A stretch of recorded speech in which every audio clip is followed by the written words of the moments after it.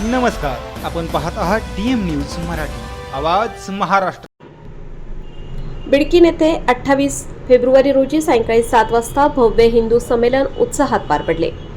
संत, महंत व मान्यवरांच्या उपस्थितीत समाज संघटन, कुटुंब संस्कार आणि राष्ट्रभक्ती यावर मार्गदर्शन करण्यात आले। इंद्रेश कुमार, अखिल भारतीय कार्यकारिणी सदस्य, राष्ट्रीय स्वयंसेवक संघ यांनी हम सब एक हैचा नारा देत युवकांनी देशसेवेसाठी पुढे यावे असे आवाहन केले। हरिभक्तपरायण गुरुवर्य कृष्णगिरीजी महाराज, श्री क्षेत्र अंबाऋषी संस्थान व धर्माचार्य साध्वी दुर्गादीदी, कर्मयोगिनी आश्रम अलियाबाद यांनी मातृशक्ती, संस्कार आणि समाजहितावर विचार मांडले। तसेच मुनिश्री सुदर्शन नागराज बाबा कपाटे यांनी कुटुंबातील संस्कारांचे महत्त्व अधोरेखित केले।